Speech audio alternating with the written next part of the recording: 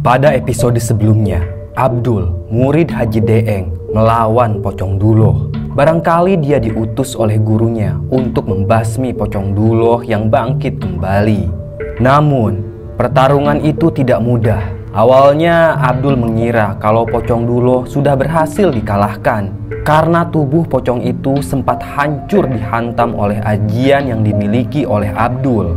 Namun ternyata tidak semudah itu. Pocong Duloh punya ajian yang sangat mematikan, apalagi kalau bukan ajian Pancasona. Ditambah Duloh juga sudah dirasuki oleh banyak demit, sehingga dia punya kekuatan yang sangat kuat.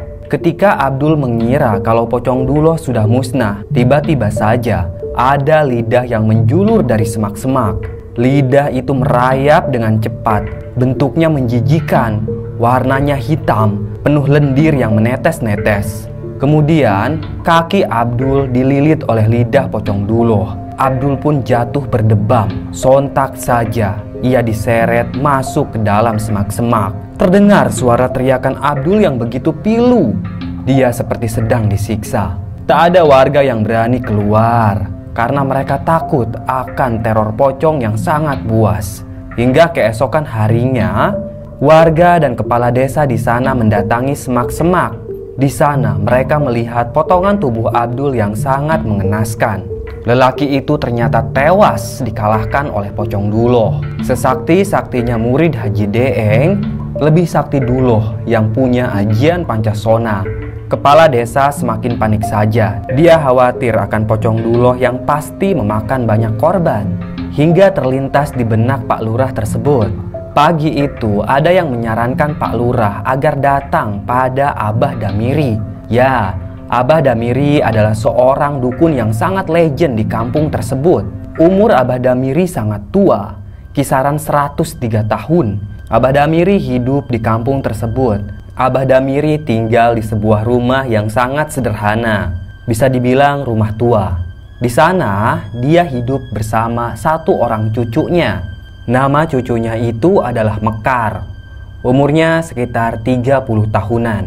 Mekar adalah seorang janda tanpa anak. Walaupun umurnya sudah kepala 3, tapi wanita itu sangat cantik. 5 tahun yang lalu Mekar bercerai dengan suaminya, tapi belum punya anak. Mungkin karena alasan itulah banyak sekali pemuda, bahkan bapak-bapak, yang datang ke rumahnya Abah Damiri untuk melamar Mekar. Tapi semuanya ditolak. Mekar tidak ingin dulu punya suami. Dia mau merawat kakeknya yang sudah tua renta. Soal kedua orang tuanya Mekar, semuanya sudah meninggal. Jadi sejak kecil Mekar hidup bersama kakeknya, yang tak lain adalah Abah Damiri.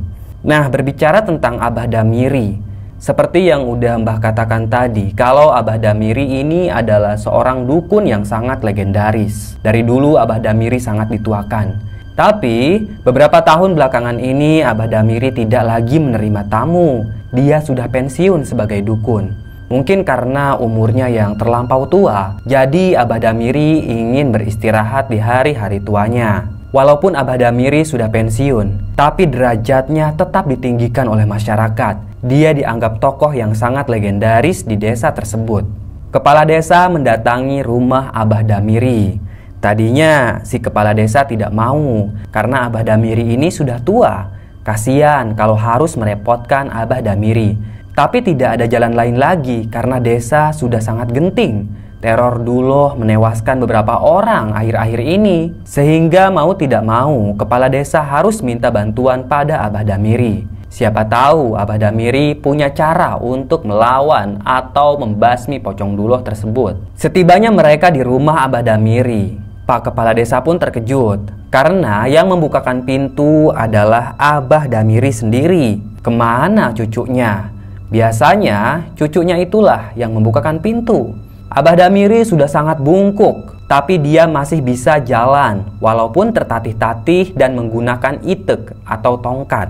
"Ada perlu apa ya, Pak?" tanya Abah Damiri. Wajahnya sangat keriput, tatap matanya tampak lelah. Kulit-kulit di lehernya melambai-lambai, menandakan kalau dia sudah sangat tua. Rambutnya putih semua. Kulit tangannya juga sudah sangat keriput. "Abah, mohon maaf kami mengganggu. Boleh kami masuk dulu?" tanya Pak Kepala Desa. "Oh, silahkan," kata Abah Damiri dengan suara yang tertahan-tahan. Pak Kepala Desa pun masuk. Sementara itu, warga menunggu di luar. Tak ada kursi di rumah Abah Damiri. Yang ada hanya karpet usang terbuat dari anyaman pandan. "Sebenarnya ada perlu apa, Pak Lurah?" tanya Abah Damiri. Pak Lurah pun langsung bercerita tentang kemunculan pocong di desa. Dia bercerita dari awal sampai akhir. Sementara itu, Abah Damiri mengangguk-ngangguk. Tampaknya dia tidak kaget sama sekali karena Abah Damiri pasti sudah tahu tentang keberadaan pocong di desa tersebut. "Aku sebenarnya sudah tahu tentang pocong itu," timpal Abah Damiri. "Lalu bagaimana, Bah? Apa Abah bisa bantu?" tanya kepala desa. "Pocong itu sangat sakti dan kuat. Dia punya ilmu pancasona. Aku pernah mendengar tentang riwayatnya. Sebenarnya sosok yang ada di dalam pocong itu adalah Duloh. Dia sulit untuk dikalahkan. Aku sendiri sudah mengamankan putriku karena dia punya darah ningrat. Pocong Duloh sangat suka dengan darah keturunan ningrat," ucap Abah Damiri. Pak Lurah benar-benar terkejut. Ternyata Abah Damiri sudah tahu siapa di balik pocong tersebut. "Lalu bagaimana cara kita mengusir pocong itu, Bah?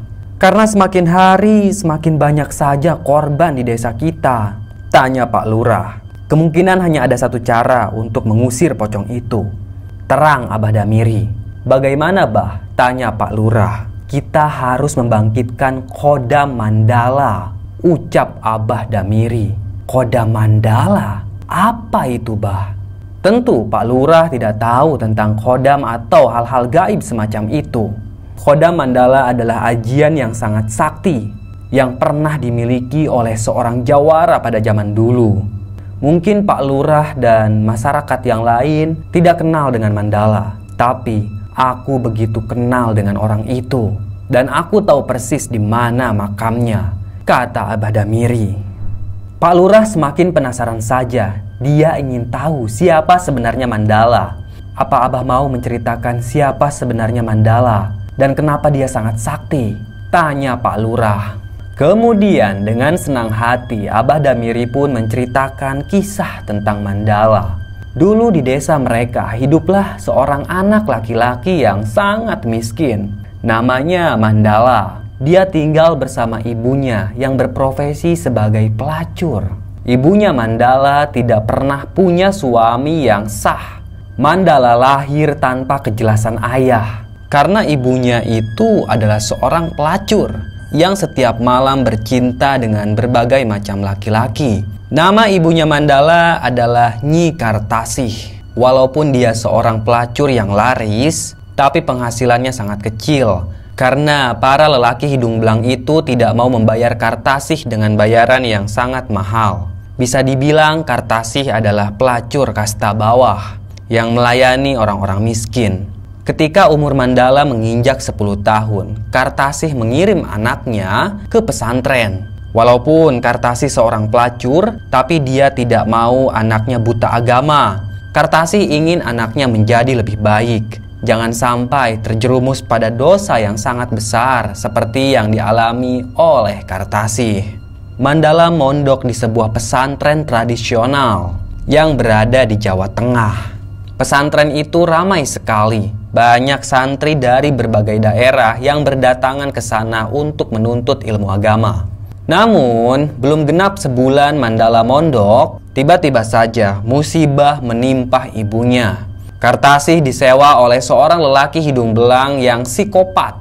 Setelah dilayani oleh Kartasih, si lelaki hidung belang tidak mau bayar sehingga membuat Kartasih marah. Wanita itu pun mencaci maki pelanggannya. Karena kesal, tiba-tiba saja pelanggan itu menghantam kepala Kartasih dengan sebuah balok. Kartasih pun ambruk, kepalanya berdarah. Dia kelepek-kelepek seperti ayam yang baru saja dipenggal. Selang beberapa saat, nyawa Kartasih melayang. Dia mati dengan sangat mengenaskan. Kabar tentang kematian ibunya itu membuat Mandala terpukul. Dia pulang ke kampung untuk mengikuti prosesi pemakaman ibunya. Setelah pemakaman itu selesai, Mandala kembali ke pondok. Karena dia sudah janji pada ibunya akan terus mondok walaupun ibunya itu sudah tiada. Selama di pondok, Mandala benar-benar susah. Dia tidak dapat kiriman dari siapapun karena Mandala sama sekali tidak punya keluarga. Tapi untungnya teman-teman Mandala di pondok sangat baik. Mereka tidak keberatan walaupun Mandala setiap hari numpang makan. Sebagai imbalannya, Mandala tentu tahu diri. Dia jadi juru masak di pondok tersebut. Setiap pagi, siang, dan malam. Setelah selesai mengaji, Mandala selalu ngeliwet untuk teman-temannya. Bukan hanya ngeliwet saja, Mandala juga mencari sampingan untuk menutupi kebutuhan hidupnya di pesantren. Kalau libur ngaji, dia pergi ke kampung-kampung menawarkan jasa mengupas kelapa atau jasa panjat pohon. Hanya itu yang Mandala bisa. Warga di Jawa pun prihatin pada Mandala sehingga mereka selalu mempekerjakan anak itu. Seperak dua perak Mandala terima, lalu ia bawa ke pesantren untuk memenuhi kebutuhannya. Walaupun Mandala sangat miskin, tapi dia terbilang santri yang paling pintar di pesantren itu. Otaknya cerdas, hafalannya sangat cepat. Dia bahkan mampu menghafal beberapa kitab hanya dalam sebulan. Karena kecerdasan dan kepintarannya, Mandala menjadi anak kesayangan Kiai Sayuti, yang tak lain adalah pimpinan pondok di sana. Kiai Sayuti memberi perhatian khusus pada Mandala karena beliau tahu kalau Mandala ini adalah anak yang sangat miskin dan sudah tidak punya keluarga. Kurang lebih 20 tahun Mandala mondok di pesantren tersebut. Dan pada suatu hari, Kiai Sayuti memanggil Mandala. Ternyata sudah saatnya Mandala untuk pulang ke kampung dan mengamalkan ilmu yang sudah ia dapatkan dari pesantren. Mandala diluluskan dari pondok tersebut. Dengan bersedih hati, Mandala pun mencium tangan sang kiai. Lalu ia memeluk kiainya tersebut. Mandala sudah menganggap Kiai Sayuti sebagai orang tuanya karena sudah merawat, memberi ilmu selama 20 tahun. Mandala pun pulang ke kampung asalnya. Dan setibanya Mandala di kampung, dia benar-benar sudah tidak punya rumah. Walaupun begitu, tanahnya masih ada, masih jadi milik Mandala. Karena itu tanah keturunan dari ibunya. Maka dengan alat-alat seadanya, Mandala kembali membangun rumah gubuk. Warga sekitar iba pada Mandala sehingga mereka membantu Mandala untuk membangun rumah gubuk. Di rumah itu, Mandala mulai mengadakan pengajian untuk anak-anak kecil.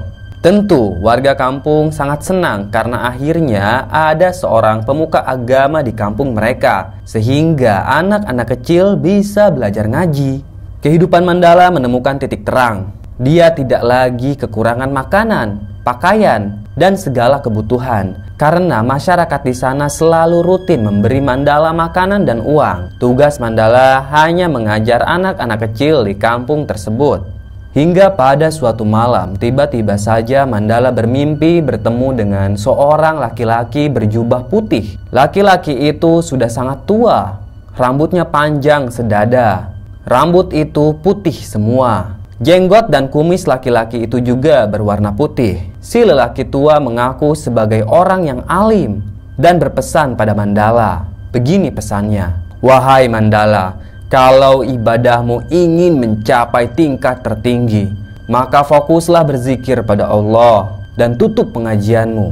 Begitulah pesan si lelaki tua. Awalnya Mandala tidak menghiraukan mimpi tersebut. Tapi di malam-malam berikutnya mimpi itu datang kembali. Bahkan sampai 3 kali berturut-turut. Mandala pikir ini pasti merupakan sebuah petunjuk. Dia pun menuruti perintah si lelaki dalam mimpinya. Mandala menutup pesantrennya, lalu fokus untuk beribadah. Tak ada lagi anak-anak kecil yang belajar ngaji pada Mandala. Masyarakat pun geram, tapi mereka tidak bisa berbuat apa-apa. Keputusan Mandala sudah bulat. Dia tidak mau lagi ngajar ngaji dan ingin fokus ibadah pada Gusti Allah. Setiap hari benar saja, di sana ternyata ada sebuah goa yang sangat terasingkan. Goa itu tidak pernah didatangi oleh manusia. Mulut goa tersebut penuh dengan sarang laba-laba. Di dalamnya juga banyak cecurut dan kelelawar. Mandala menyingkirkan sarang laba-laba itu lalu masuk ke dalam goa. Di sanalah dia berzikir selama berhari-hari. Di malam ketiga, tiba-tiba saja Mandala didatangi oleh kakek yang ada di dalam mimpinya. Kakek itu benar-benar nyata. Wujudnya sama persis seperti yang ada di dalam mimpinya Mandala. Rambutnya putih menjulur sedada. Dia masuk ke dalam goa lalu memberitahu Mandala, "Mandala, kau sudah mencapai tahapan tinggi. Tapi kalau kau mau lebih dekat pada Sang Pencipta, ubahlah kalimat zikirmu menggunakan ini," ucap si kakek tua sambil menyodorkan sebuah kertas yang berisi tulisan-tulisan aneh. Ya, isi kertas itu bukan merupakan zikir, tapi mantra-mantra yang menyesatkan. Mandala benar-benar sudah lupa diri. Dia menuruti perintah si kakek. Kemudian Mandala pun mengamalkan amalan yang diberikan si kakek. Tentu itu adalah amalan sesat. Selama 30 hari lamanya Mandala berdiam diri di dalam goa. Dia tidak pernah sholat lagi. Dan untuk kebutuhan hidup, Mandala memakan apa saja yang ada di dalam goa itu, seperti ular, kelelawar, dan juga tikus. Tapi tubuhnya masih tampak bugar. Setelah 30 hari bertapa, kakek itu kembali mendatangi Mandala. Dia pun berkata, "Wahai Mandala, kau benar-benar sudah dekat dengan Tuhanmu. Dan aku punya pesan terakhir untukmu. Kalau kau mau sakti, kau harus menumbalkan seorang wanita perawan. Kubur wanita itu di depan goa ini. Dan kau harus cuci muka menggunakan darah wanita perawan itu," kata si lelaki.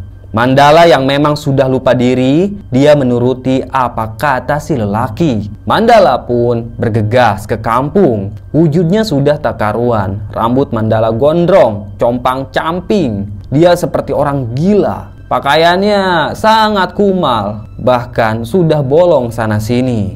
Wajahnya juga hitam oleh noda. Dia mengendap-endap ke kampung, memperhatikan siapa gadis perawan yang mau ia tumbalkan.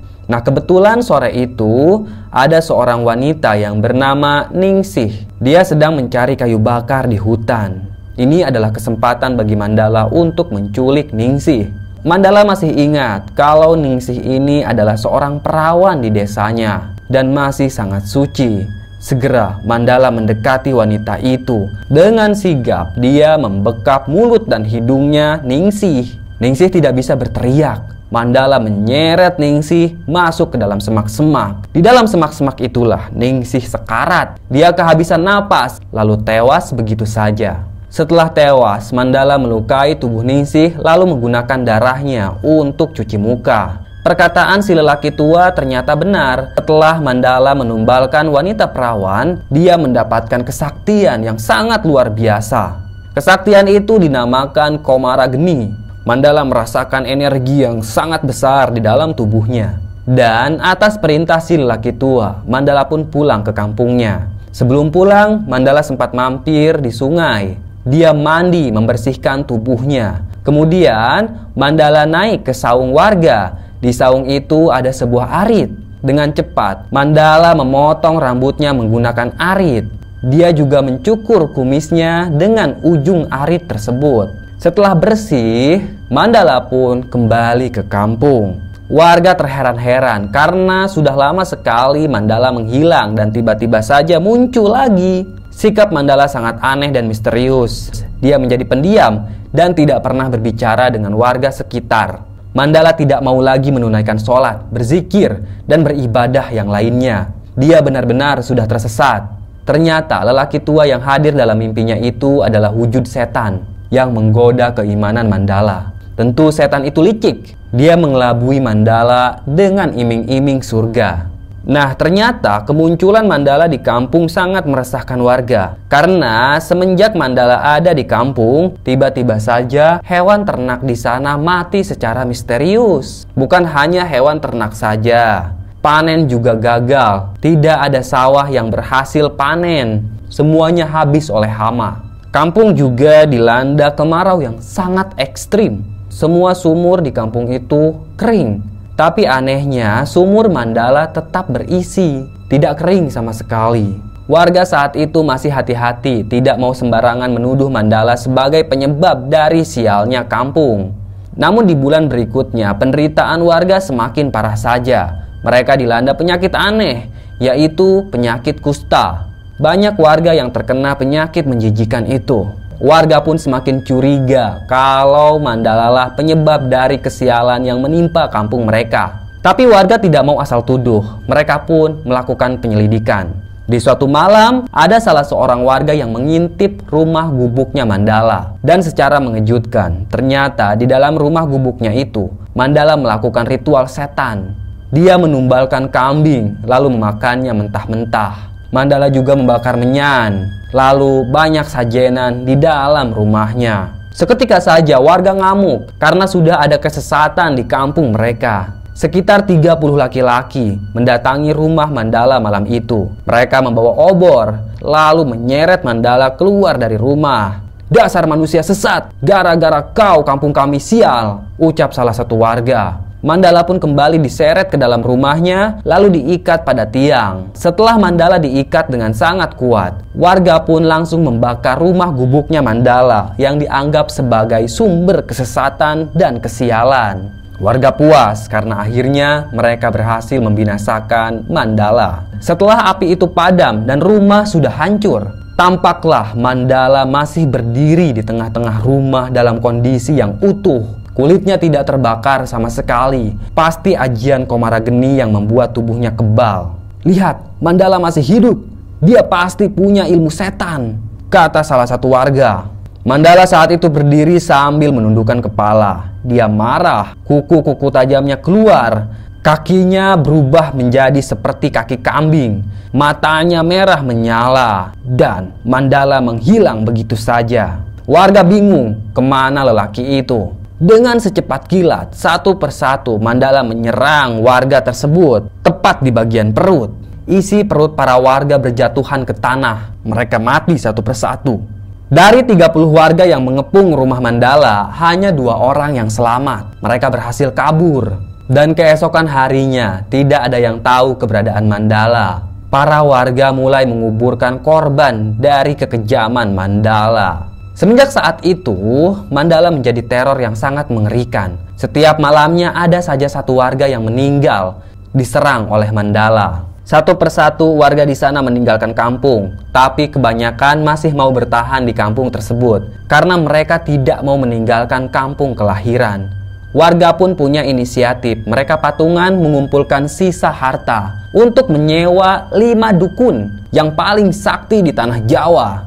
5 dukun itu sangat terkenal dan mampu mengalahkan berbagai macam demit. Namun tetap saja Mandala tidak mampu dikalahkan. Kelima dukun berdiri di tengah-tengah kampung. Mereka menunggu kedatangan Mandala. Dan di tengah kegelapan itu, Mandala pun muncul. Seperti biasa, dia tidak memakai baju dan hanya mengenakan celana panjang warna hitam. Kakinya berbentuk kaki kambing, sementara jari-jarinya mempunyai kuku yang sangat tajam seperti kuku elang. Kedua matanya merah menyala. Kelima dukun langsung berkomat-kamit. Namun, belum sempat mereka menyerang Mandala, tiba-tiba saja Mandala menyemburkan api yang sangat berkobar-kobar. Api itu keluar dari mulut Mandala dan membakar para dukun. Kelima dukun itu tewas dengan sangat mengenaskan. Kabar tentang teror iblis Mandala terdengar ke berbagai desa, hingga sampai ke Kiai Sayuti yang tak lain adalah gurunya Mandala. Kiai Sayuti pun mendatangi kampung tersebut. Beliau bermaksud untuk menolong para warga dari teror iblis yang sangat mengerikan. Dan saat Kiai Sayuti berhadapan dengan Mandala, anak itu sudah tidak lagi mengenali gurunya. Mandala benar-benar lupa diri. Dia sudah dipengaruhi oleh setan. Dengan cepat, Mandala menyerang Kiai Sayuti. Tapi untungnya, Kiai itu punya hijib atau amalan yang sangat kuat. Sehingga Mandala tidak bisa menyentuh tubuh gurunya itu. Yang ada malah sebaliknya, Mandala mental sampai menabrak pohon. Tapi Mandala tampak baik-baik saja. Kini dia mengeluarkan ajian yang sangat mengerikan. Mandala menyemburkan api ke arah Kiai Sayuti. Dan tiba-tiba saja Kiai Sayuti menghilang. Beliau sangat sakti. Mandala bingung kemana perginya Kiai Sayuti. Dan tiba-tiba saja sang Kiai sudah ada di belakang Mandala. Sang Kiai mengeluarkan keris, lalu menusukkan keris itu ke kepalanya Mandala. Dan dengan sekejap Mandala pun ambruk. dia tewas begitu saja. Sang kiai mencabut keris tersebut lalu memasukkannya kembali ke dalam serangka. Warga bersorak gembira karena akhirnya ada yang bisa mengalahkan Mandala. Kemudian Kiai Sayuti menguburkan Mandala di tengah hutan. Dia berpesan pada warga, jangan ada yang menggali kuburan ini karena Mandala punya ajian Komarageni. Kapanpun kodam Komarageni bisa bangkit lalu mempengaruhi seseorang, ucap Kiai Sayuti. Nah, saat itu Mbah Damiri masih remaja. Dia bahkan menyaksikan prosesi pemakaman orang sakti, yaitu Mandala. Begitulah kisah yang dipaparkan oleh Mbah Damiri. Pak Kepala Desa pun mengangguk-ngangguk. Lalu dia bertanya, Mandala kan orang jahat. Kalau kita bangkitkan lagi, apa tidak akan berbahaya? Tanya Pak Lurah. Kau tenang saja, aku hanya akan membangkitkan khodamnya. Dan khodam itu butuh tumbal untuk bisa dikendalikan. Siapa nanti yang akan jadi tumbalnya, Mbah? Tanya Pak Lurah. Mbah Damiri pun kembali menghela napas panjang, lalu menghembuskannya. Biar aku saja yang jadi tumbal, ucap Mbah Damiri dengan singkat. Tidak, jangan. Tiba-tiba saja Mekar keluar dari kamar sambil menangis. Dia tidak mau kakek sematawayangnya itu jadi tumbal. Bersambung. Terima kasih sudah menyimak cerita Mbah. Tunggu cerita-cerita lainnya ya. Tetap sehat dan salam getih.